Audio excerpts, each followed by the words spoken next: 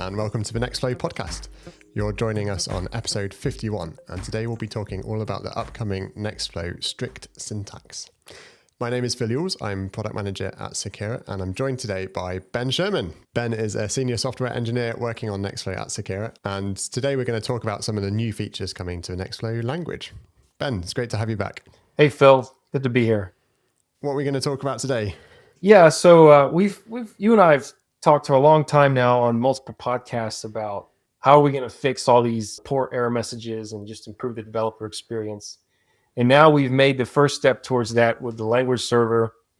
And coming soon, we're going to be moving the same sort of error checking into Nextflow itself so that you get both. And people have noticed that the language server is quite a bit more strict than Nextflow was before. Mostly things around the edges, depending on how you write your code, it can be more or less annoying to deal with. So I wanted to take some time to try and explain how I'm thinking about the language now that we have this ability to be a lot more strict, why we're being more strict in certain areas, and what the benefit to you is going to be. Brilliant. So if we just back up for a second, for anyone who's listening to the podcast who's not familiar with language servers, with VS Code, who hasn't listened to those earlier episodes, can you give us a quick background of how Nextflow is written, its history with Groovy, and what this overarching work is around with the language server? Yeah, so the Nextflow language is, we've always called it a Groovy DSL. Basically means that when you write a Nextflow script, you're writing a Groovy script, but there is some extra sort of functionality that gets added in the Groovy interpreter to support things like process definitions and workflow definitions and things like that. But fundamentally, you're still just writing a Groovy script with some extensions. And while that was easy for us to develop and spin up really quickly, it's not so great for the developer. It's fine when you write your code correctly, but then the moment that you make a mistake, the error messages tend to be vague or they happen way later and they're not related to the actual problem. And there's all sorts of weirdness that comes along with that. And so what we did with the language server was to actually replace all of that and say, no, now Nextflow is its own language. Now, it still may use Groovy under the hood, but we're trying to make it clear now that we are going to fully define what syntax is allowed in Nextflow. We're going to build out the tooling like the parser to parse the Nextflow code. And we know when there's an error or a mistake, we're going to provide errors that make the most sense to a Nextflow user, not just a generic Java or Groovy developer. If you've used the language server in VS Code, if you've downloaded the latest Nextflow extension, or some of you have figured out how to use the language server with NeoVim or other editors like Emacs, you may have noticed that the language server is a lot more strict than when you just do Nextflow run main.nf. And that's why, is because the language server is using a Nextflow specific parser to parse all of your code and understand it. For now, that's just a thing within the language server, but the plan is to move it into Nextflow so that eventually when you do run Nextflow run main.nf, you will get all those same errors. Maybe initially just as an opt-in thing, and then eventually as the default, and then eventually it'll be required, which is why we want to make sure that we're clear on what are the little changes that you might have to make, right? So when you say strict, what we're talking about here in VS Code is that you get a little wiggly red line basically under some of your code saying there's an error here. And something we've heard quite a bit in the community since the new VS Code extension was released is like, hey, VS Code over here is saying I've got an error, but it runs fine. Like, how do I turn these errors off? They're annoying. And we're like, no, don't turn them off. Before, it was people complaining about bad error messages or there not being the right error messages. And now there's too many errors. So we're trying to find that sweet spot. Exactly. This is a good thing. The errors are a good thing. They're helping you. I'd like to sort of lay out sort of a framework for how we're thinking about syntax. One of the things that a lot of programming language designers have learned over the past couple of decades is that oftentimes when you create a language, it's very easy to add all types of syntax sugar, right? In case you don't know what I mean by syntax sugar is shorthands and shortcuts, short ways to write code in certain ways. For example, being able to like omit semicolons and parentheses and commas in places where maybe you don't need it, right? And so that can allow you to have much more concise syntax in many cases. But what a lot of programming languages have discovered is that has drawbacks as well. Whenever there's 2, 3, 5, 10 different ways to express the same idea in your code, for one thing, that makes it harder to learn, and it makes your code harder to read. Because even though, okay, it's nice to have this little shortcut here, now you also have to learn that shortcut. Even if you don't use it in your own code, somebody else might. And if you're going and looking up an NF core module or using somebody else's Nextflow code, well, now you have to know what are all the different shortcuts that people might possibly use, right? So that's more of a burden in your brain when you're reading code. And I think what a lot of languages have learned is that we actually spend way more time reading code than we do writing code. So it's actually a lot more important that we make sure that code is easy to read as possible. Even if that means that maybe sometimes you have to type out a few more characters, you only spend a very small part of your time doing that. And so that's what a lot of these changes are focused on. It's about removing different ways to express the same thing, trying to remove confusion, trying to increase the level of clarity and consistency in people's Nextflow code so that it's easier to read and understand quickly. It reminds me a little bit of Perl. I started my bioinformatics career writing Perl, and it was a language written by a professor in language, I think, spoken language. It was designed as a programming language to be easy for someone to read who knows the English language. It introduced a lot of concepts that are used in scripting languages, but it's famous for having 100 different ways to do the same thing, which sounds great. But actually, when you go and read anyone else's Perl code, it just looks like an absolute mess. And even if you go back and look at your own Perl code that you wrote a couple of years ago, you go through different patterns of writing and solving problems. Another principle I would say, as we evolve the language and add new syntax, now the nice thing about having a Nextflow specific parser is that we can actually add new syntax that has nothing to do with Groovy. It may not be valid Groovy syntax. We might compile it to Groovy under the hood, sure. But now that we have this freedom to do whatever syntax we want, we can now think about what kind of syntax do we want to appeal to. And so now I can look at what do all these different programming languages do. What does Python do? What does Rust do? What does JavaScript, TypeScript do? Languages that the most amount of people are familiar with. And I can try to incorporate those ideas into Nextflow. I don't want to get too much into like upcoming features in this episode. Maybe in the future you'll see that. But that's just another guiding principle I wanted to point out is making code as familiar as possible so that someone who's coming from a typical Python environment or R or whatever language is more likely to understand off the bat what some code is doing. And at the same time, that has to be balanced against the existing system, right? So there may be certain changes that would be nice to do, like maybe changing some keywords or something like that would make the language better. But if it doesn't provide that much value, and if it would require people to unnecessarily change all these little things throughout their code, then we might not do that. So there is a balance between improving the language and sort of making it as easy as possible for people to migrate. And so I think the features, the examples that we're going to go through here is going to represent the movement from what I'll call lenient DSL2 to strict DSL2 will be somewhat painful for some people, depending on how you write your code.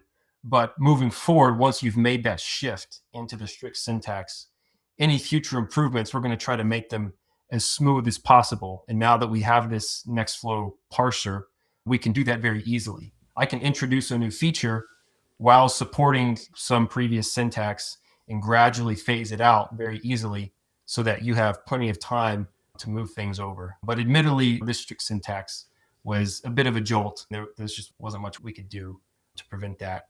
So there might be some people in the audience who have been using Nextflow for a few years and remember the last time we had some major syntax updates to Nextflow, which was this migration from what was called DSL1 to DSL2, which is when Nextflow gained its ability to be modular. That came with a suite of changes to the Nextflow syntax, and there are still some NF core pipelines going through a transition from DSL1 to DSL2, like 5 years later. Are we talking about DSL3 here? What is this? No, I don't really think of it as DSL3. Certainly the strictification doesn't even come close. The change from DSL1 to DSL2 was huge. And it was not just a matter of syntax, like you said, it was about new behaviors. It was enabling modules, moving your code from being all in one script to being split into different modules, moving all the workflow logic from being scattered all over the place to in an actual workflow block. That's huge. And there's just no way to get around the massive amount of transition. I don't know that we'll ever have any change on that level. We may have something that comes close. You never really know. But certainly what's happening with the strict syntax is it's a removal of syntax variance, basically, is a way to think about it. So that's why I say that the pain involved here really depends on how you write your Nextflow code.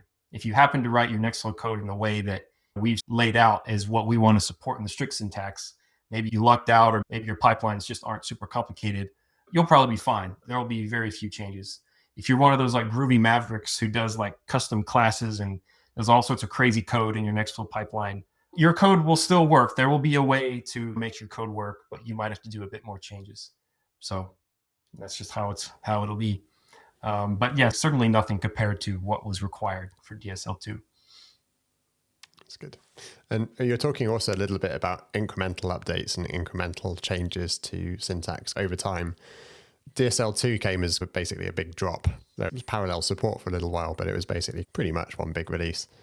How do you see this working with Nextflow versioning? Yes, I want to try and get away from the DSL1, DSL2, DSL3 paradigm, because like you said, that does force you to have these huge changes. And in the meantime, there isn't really a way to differentiate between minor changes within a DSL version. For example, in DSL2, we've added new language features over the years. Think something like the workflow output definition or the process arity option for inputs and outputs. There's no like DSL 2.1 or 2.2 to markate those version differences, right? We just say it's all DSL2. But if you want to use the workflow outputs, you have to use a specific Nextflow version or greater to use that, right? And so what I'd like to do moving forward is basically tie the Nextflow language version to the Nextflow runtime version, specifically the stable versions. So we put out 2 Nextflow versions a year. So this last year would have been 2404, 2410. And I think that's a good model for us to go forward with, basically saying that with every new stable release, that will constitute a new Nextflow version. And that will come with new syntax or syntax removals, deprecations. One of the things that you'll see in the language server or in the VS Code extension is that when we release Nextflow 2504 in VS Code, there will be an option called Nextflow target version. And at that time, there will be 2 options, 2410 and 2504. And if you want to use new language features in 2504, the language server is going to complain. It's not going to recognize it unless you go in there and you update your version to 2504, basically tell VS Code, I'm writing Nextflow code for Nextflow 2504, right? Yeah. So that's the idea, is we want to move towards more of a rolling release model. Something that I really want to start getting across to people is that upgrading to the next stable version isn't always a trivial thing, right? I encourage people to take time to do it, but make sure that your pipelines actually work. Make sure that the syntax still works and everything. And this is partly on us. I mean, one thing that we want to start doing is having more clear release notes for each stable version. Spell out more clearly, these are all the new syntax changes, rather than you having to like go through the docs and look at some specific feature to find some note. It was like, oh, this syntax was changed in X version. We want to start having some clearer migration guides for that. But the end result of that is that basically every 6 months you get a new Nextflow version. That new version will come with new config settings and runtime updates and all that good stuff. But then it will also come with some set of new syntax, change syntax, remove syntax, whatever that may be. And targeting your Nextflow code to a particular stable version or a range of stable versions if you can manage, I think is how we want to do it moving forward. That's going to make it as easy as possible for us to introduce new language features in a piecemeal way rather than these giant changes. And it will make it as easy as possible for users to adopt those changes gradually and at their own pace. I was thinking we also have the minimum Nextflow version, which is a configuration option. So Nextflow should throw a warning, or depending on how you specify it, could also error if you try and run with too old a version of Nextflow. So people can hard code that in their pipelines for a bit of safety. The other thing to mention is that for anyone who's not aware of this, it's very easy to specify a specific version of Nextflow as well. So it's good practice in your production environments to always very specifically pin the version of Nextflow you want to use with the NXF for environment variable. So you can switch between different versions of Nextflow, just one command to the next super easily. Right. So you can feel the audience starting to get a bit worried at this point, Nick. What's coming around the corner? Yeah. So today, I don't want to talk about new features. New features will be coming down the line. All the features I'm talking about today are just minor syntax changes, removing alternative ways to express the same sort of idea and trying to tighten down the space of allowed syntax. First thing I'll note is that basically everything that I'm about to talk about is already documented. So all you have to do is go to the Nextflow docs. There's a new page called Updating Nextflow Syntax. So if nothing else, just go read through the page and see what are all the changes. For every syntax change, I've tried to give a clear code example in how you can rewrite it. And in most cases, it's quite trivial what you have to do. But here for this podcast, I just wanted to call out what I think some of the most salient changes would be. The first one is this idea, I call it mixing statements with script declarations. And so things like processes, workflow definitions, includes, these are all what I would call script declarations. They are statements that go in the top level of your code. So when you're looking at a Nextflow script, there's basically a very small set of things that should be at that top level. And then there's this idea of statements, like actual code, things like declaring a variable, printing something, calling a process or workflow, calling an operator, if statements. And those things traditionally have been allowed at the top level, so you could have them mixed with your processes and workflows. Actually, in DSL1, you had to do it that way, right? Because you had processes, and then your channel logic was just mixed in at the same sort of top level code. And then in DSL2, we moved all that channel logic into workflow definitions, but you were still allowed to have code at the top level. And now with the strict syntax, we're saying these things cannot be mixed. Any kind of statement, like if statements, print statements, all that kind of stuff, actual code, has to be moved into a process block or a workflow block. In most cases, it probably goes into your entry workflow, that workflow that doesn't have a name. Because the most common thing that I see is that people will do like parameter validation, input validation. They'll do that in the top level before they go into actual workflow. We'll just move all of that into the workflow. And the reason for this is it's removing the multiple ways to express something. If this is code that is part of your entry workflow, then just put it in your entry workflow, right? So I think it removes some confusion around where do I put this code? Do I put it in the entry workflow or does it go, what's the difference? And now it's very clear what you have to do. Suppose you had a script that has an entry workflow, but also has some processes and sub workflows, and you wanted to include that script in a larger script. You probably don't want that input parameter validation to be run in that case, right? You only want that code to be run when you actually use that script as like your entry point. And so that's why you want to move it into your workflow block.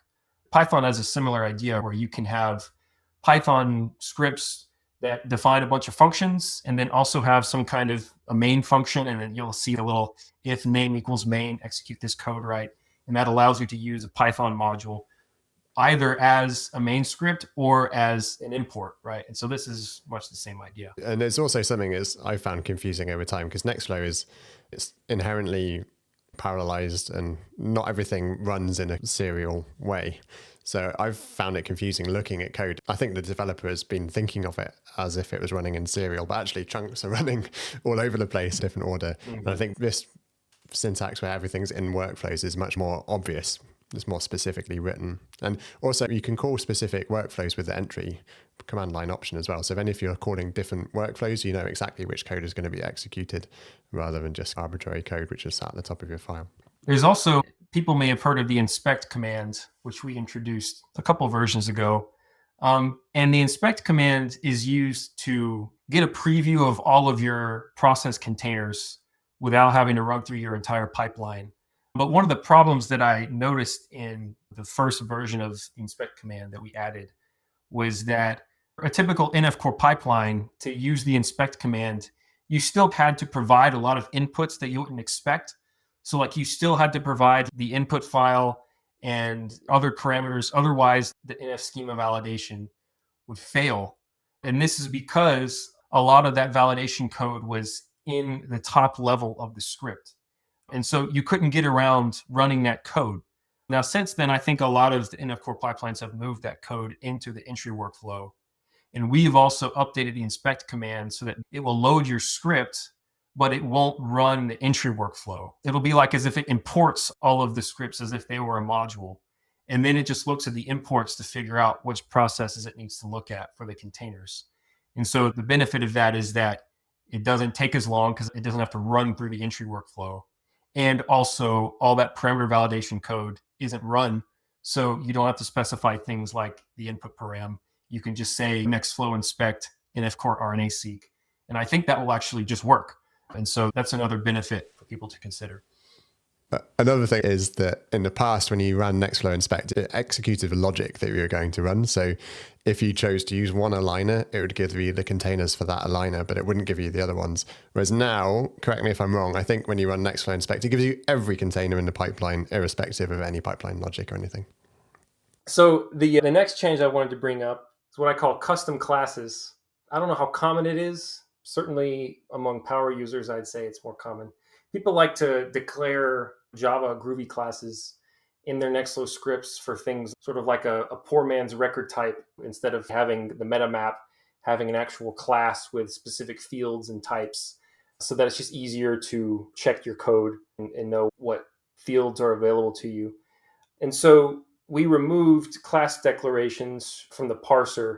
Of course, it's sort of an accident. So a lot of the syntax that we're removing was part of the Groovy language, and so like by default was allowed in Nextflow, but wasn't necessarily intended as part of the Nextflow language.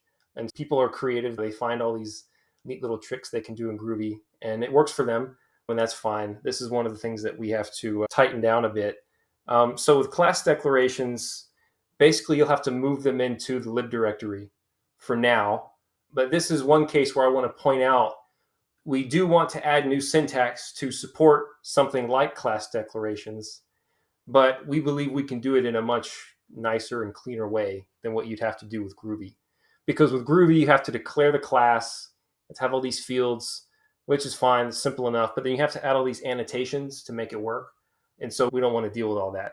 It should be a very simple syntax, just like record, name, and then the fields. You shouldn't have to add all this extra Groovy boilerplate.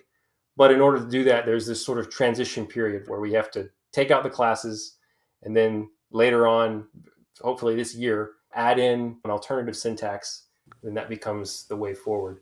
So I'll talk more about the lib directory in a second, but basically the TLDR, just move that code into the lib directory or into a plugin or something. Was it Fulcrum who gave a talk about that at the Boston Summit? Yeah, about a year ago, I believe that was Jason Fan. Jason. And that was a great showcase that he gave of like how to use custom classes in Nextflow. And that's the exact kind of use case that we want to support. We just want to do it in sort of a Nextflow idiomatic way, right? So that's the plan.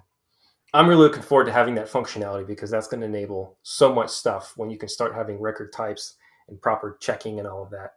Next thing I want to mention, here's another sort of Java Groovy syntax, is things like for loops, while loops, and switch case. So these things are allowed in Groovy and Java. The thing about loops is that there are a lot of places in Nextflow where you might think you need to use a loop, but in actuality, there is some other way to do it. Probably the most common example would be something like a map operator or flat map operator. Those operators are essentially implementing a loop, right? But you're not writing it as a loop. You're writing it in a more declarative way as a series of transformations. And so it's part of why I'm getting rid of it, is to help people from falling into that hole of writing a loop when they shouldn't be doing it. While loop is an interesting case. I could see us adding the while loop back because it might be useful to do things like iterating based on some condition rather than iterating over a collection, which is what something like map or flat map does. But again, we'll just have to see what kind of use cases come up. I really want to make sure that there's a clear use case for using some kind of syntax. If there's already some other way to do it, if you can do it with an operator, and that's an idiomatic way to do it, then I want to encourage that. Switch case, I think I would like to have some kind of pattern matching syntax, like what switch case does. But again, it's a question of, can we do it in a better way? that's not optimized for whatever Groovy and Java were doing, but that's optimized for what makes sense in Nextflow. I feel like people who do much reviewing in the NF core world, it's quite a common thing to find yourself saying to people, this shouldn't be a for loop, this should be a map operator. So I think it will actually help in that sense of reviewing code, because people won't be able to get that far. but I think, like you say, quite often people think they understand what it's doing, but because of the way that Nextflow has this kind of push model and works a bit differently to other languages, it can cause these edge cases and weird kind of errors and bugs. And it's just more declarative. Java was designed in many ways to appeal to C++ programmers, C++ being based on C, which is a very sort of thin layer over assembly. We're basically just carrying over these syntax patterns that have been around for decades and decades. Now, there are plenty of things that were figured out 60 years ago that still work just great today. But I think loops are an example where we have a much better paradigm in the form of operators. Another call out I'll make to the docs, there's a page in the docs called Standard Library. That page was recently expanded to include docs for things like lists, maps, strings. I encourage you guys to go look at some of the methods there, because there are a lot of really nice methods you can use for operating on lists, where instead of iterating over a list, you might use the collect method or the each method or something like that. And it gives you a very similar declarative syntax the same kind of syntax you would use with an operator. Check those out, and hopefully you should be able to find a way to convert any old for loops or while loops that way. But if you do have some pattern that you don't know how to translate, you're more than welcome to ping me on Slack. I always love those little puzzles. I can either help you find a solution, or I can add something to the language to make it work, right? We've got all the options are on the table. Next thing I want to bring up is type annotations. So again, this is something where, Groovy and Java have type annotations. So by default, you can use them in Nextflow. And they are genuinely quite useful, even in the current syntax, even though there's no real type checking. There is a sort of runtime type checking, right? So you can write a function in Nextflow, and you can add parameters to it, and you can add types to those parameters. Say this parameter is a Boolean, this parameter is a map. And at runtime, when Nextflow tries to call that function, if the values that you give to it happen to not match, happen to be the wrong type or something, it will actually give you an error in most cases. In some cases, it will do weird typecasting, hopefully something we can get away from. With the strict syntax, the Groovy style type annotations technically are not allowed. I'm putting that in quotes, but the language server has a little wink, nudge, nudge. It'll make a little deal with you and basically not report warnings for those, because they're just so useful. Because basically our plan is that we do want to introduce type annotations into the language. But again, just like with record classes or with switch case, we want to do it with a syntax that makes the most sense for Nextflow. And so it's probably not going to be exactly the same as what Groovy allowed. And so I don't want people to just go now and remove all their type annotations and then just add them all back 6 months later. So for now, I'm saying just leave them. We won't complain about them. And then when we do add our preferred type annotation syntax, we will support both for a time, and we'll provide a stupid easy way to migrate it, probably with the auto formatter. Scripts to update and fix format automatically are always a developer's best friend, so I'm happy to hear that. Next point I wanted to mention, I'll admit, I think I underestimated how significant of an issue this would be, because I didn't think people were still using this pattern anymore. The addParams clause on an include. So when you include a module, you can append to that include statement. There's an addParams and there's a params clause. You can say addParams, and then you can specify some parameter bindings. And then basically it will import those parameter bindings into the module as if you had defined them there. And so it gives you some flexibility of overriding param defaults. Maybe you define some params in the module, and then when you import it, you want to overwrite those or whatever. I think this was initially when we were developing DSL2, or really this was before my time, when DSL2 was still experimental. I believe this was one of the ways that people thought that we would pass params into modules and control module behavior. And it ended up being a mess. It's hard to reason about. And I think, at least in NF Core, everybody converged more around having sub workflows and passing inputs into the sub workflow. And that's basically the pattern that I want to go with as well with the strict syntax, is focusing on, if you want to pass a value into a module, well, then just pass it as an input, right? When you call the process or call the workflow, just like you would expect to do with a regular function or with any other programming language. Make an input, right? Don't provide all of these extra side channels into providing inputs. That might give you more flexibility when you're writing code and designing code, but that can cause you to write code in a way that's harder to understand. And B, even if you do use it in a sort of a reasonable way, that's one more syntax variant that people have to learn.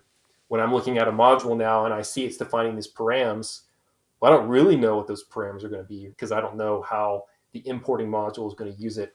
Like I said, I didn't expect this would be an issue, but I have seen a couple of the pipelines, even some very prominent pipelines, that use it. And so I apologize. We just hoisted this on you guys. We probably could have done a better job of providing guidance. I have since updated the docs. So if you go to the updating syntax page that we mentioned, there is a section now on the include addParams and how to modify it. But the basic idea is just replace the addParams with workflow inputs. It always threw me because it's global variables in a way, and you're looking at the module code and you've got no idea that this is going to happen. And then if you import the same module in different places, it can be done in different ways, and you have to really manually track through all your workflow logic to see that pattern. Yeah, the params, I think, is one of several examples of a syntax that in DSL1 was fine, right? Like when all your code's in one script, it's fine to just have a global variable called params that you can throw things into and pull things out of as you please, right? But once you move into DSL2 and you've got modules everywhere, that paradigm, I think, just didn't really carry over the right way. Some of the ideas we have cooking now for how to do params properly, quote unquote, is really, I think, a fulfillment of what would have been the right way to do params in DSL2, rethinking that. There's maybe a little bit of transition pain, but hopefully on the other side of that, your code becomes a lot easier to read and reason about. Last point I'll make on this laundry list of syntax changes, a very minor thing, is the process script section. So when you have a script in your process body, you have that script : label. In the lenient DSL2, what I call it, in many cases, that script label can be omitted. With the strict syntax, it basically always has to be there unless the script is literally the only thing in your process. So basically, the moment that you have inputs, outputs, directives, you need to have that script label. I only mention it because I think it was just a common pattern for that script label to be omitted. So you'll probably see this error come up a lot. It's an easy thing to fix. I just wanted to call it out. The main reason I wanted to do that is because that actually makes it easier for the Nextflow parser to detect errors. Because if you looked into some of the lenient DSL2 code, you would actually see when Nextflow was reading the inputs and outputs and trying to determine if there was valid syntax, it was a bit hamstrung. Because if I encounter an output statement and I think it's like the wrong syntax or something, is it really an incorrect output, or is it just the first statement in the script section? Because the script section, the label isn't required to be there, I, as the Nextflow parser, I have no idea which one it might be. And so I can't report an error because I could be wrong. And so this is just an example of where requiring the user to be just a little bit more explicit allows us to be a lot more confident with error checking. We can provide deeper level of validation. So hopefully that's a simple enough thing for people. Can we fix that with the auto formatter, or is that's a manual change? I think that's something in the future that we could do with auto formatting. I haven't implemented any auto fix rules with the formatter yet. I just need to implement one. If I can implement one auto fix rule and figure out all the machinery required to make that work. A general point I want to make about dealing with scripts in particular, and I've hinted at this with things like custom classes and loops. If you find that you have some code that you just can't figure out how to make it work with the strict syntax, or maybe you just don't want to yet, maybe it's just not a high priority for you right now, which is fair. Another option that you have is to move that code into the lib directory. You can read about it in the docs. Basically, top level of your pipeline, you can have a directory called lib, and you can put Groovy scripts You can also put like Java jars in there, but anyway, you can have arbitrary Groovy code in there.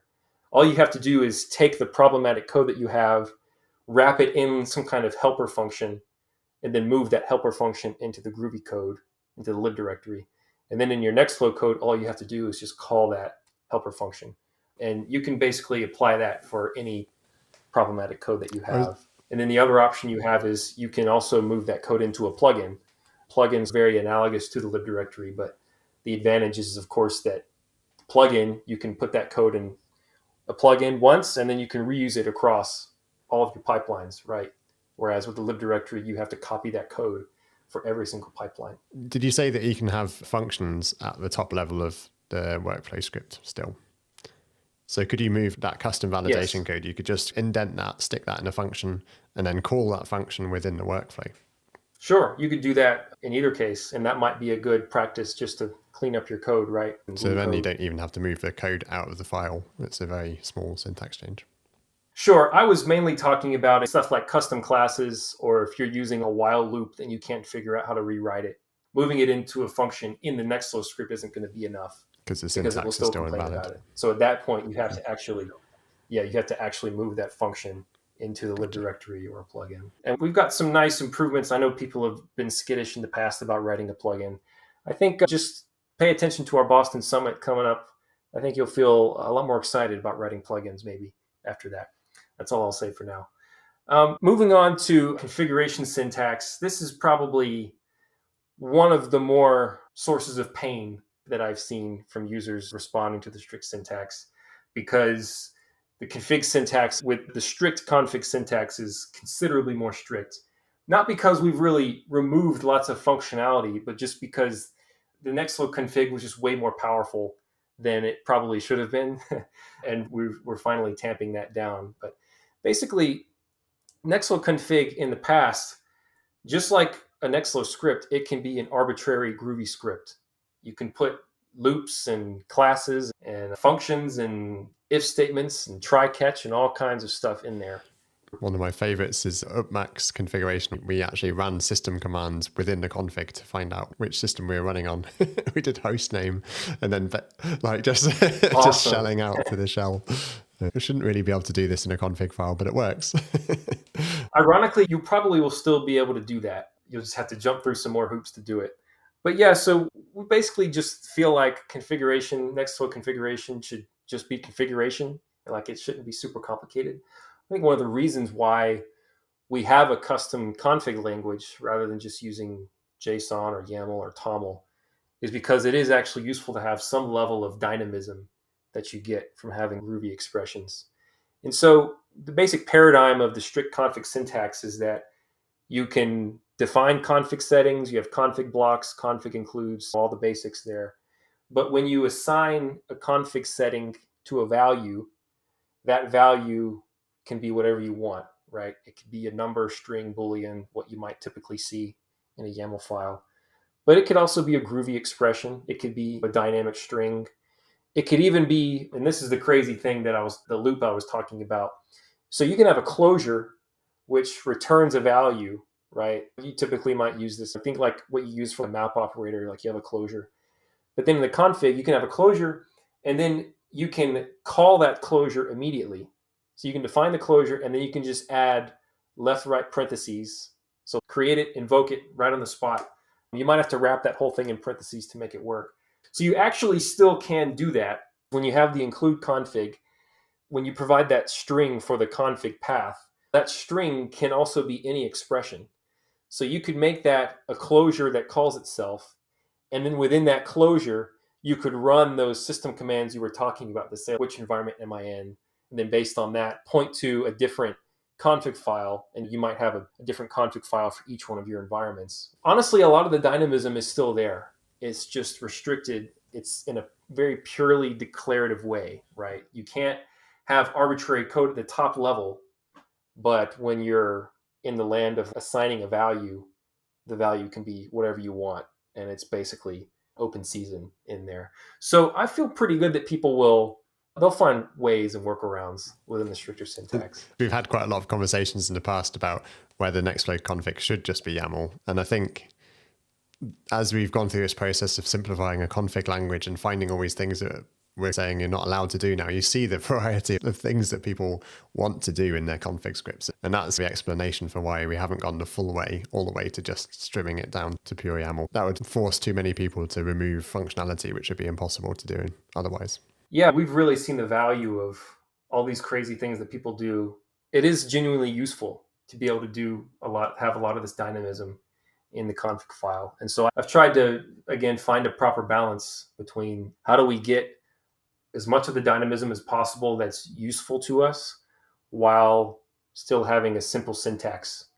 And so the advantage of requiring the config syntax to be very strictly just like config blocks, config assignments, config includes, and not having arbitrary code at that level is that now, again, we can do error checking much more confidently.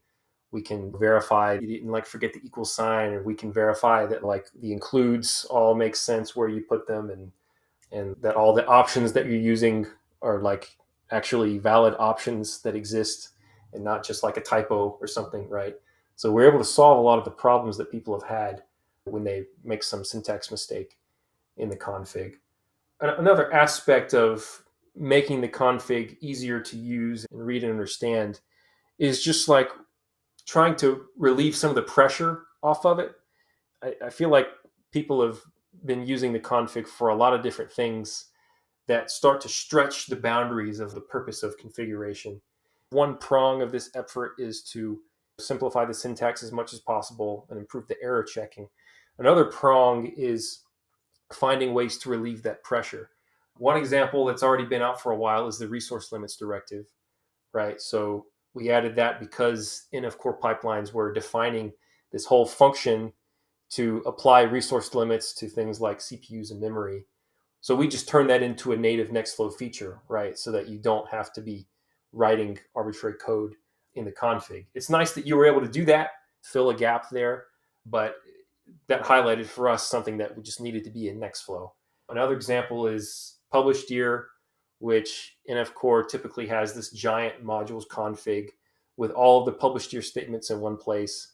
And the published year directives themselves are super verbose. You're having to repeat a lot of the same settings.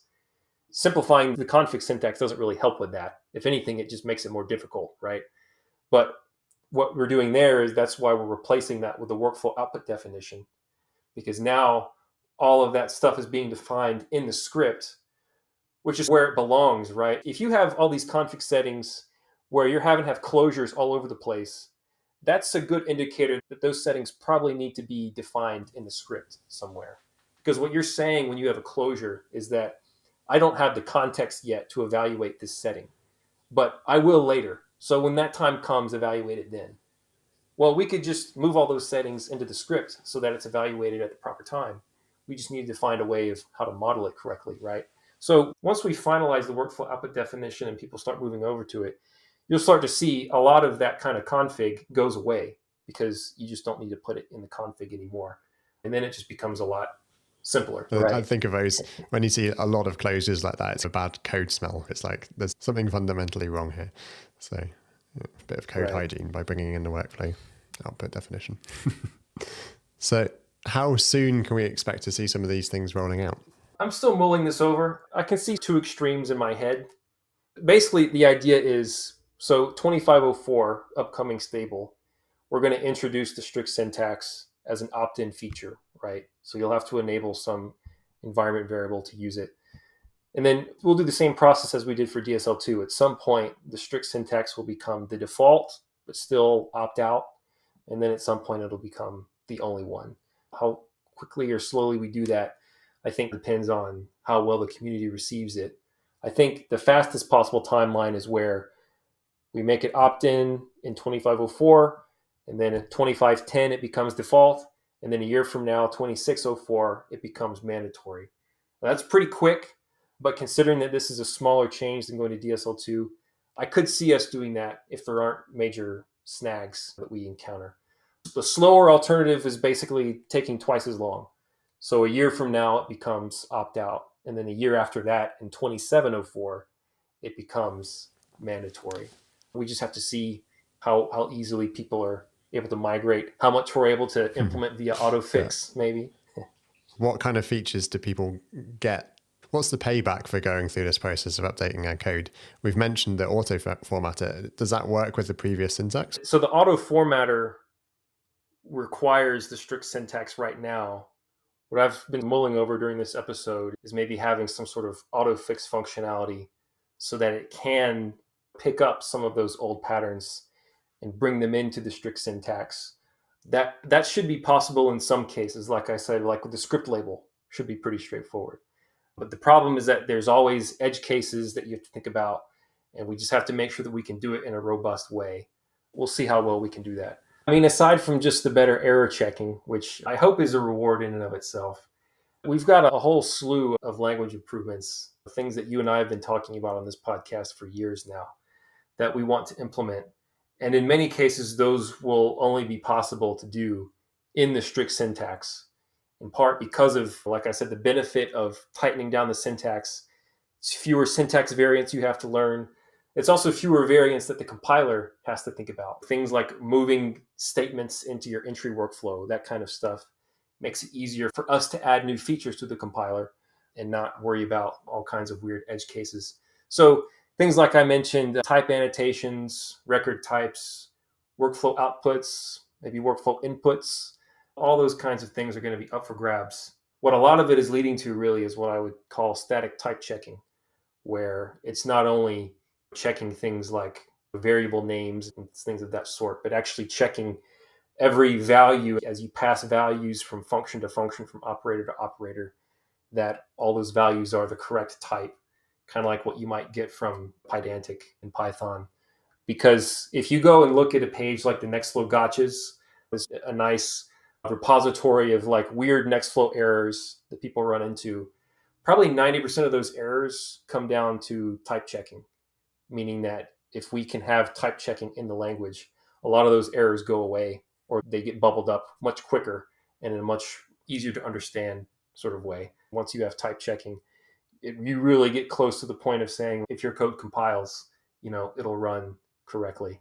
And my favorite part of it is that we'll be able to do all of that without having all of the complexity and verbosity of a language like Java or C++, where you have to have so much extra annotations. You really have to be like a professional software engineer to write good code in those languages.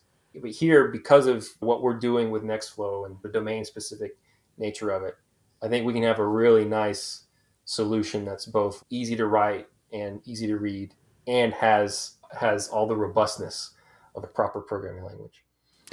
So for people listening today, what's the next step for them? What do they have to do? Where should they go?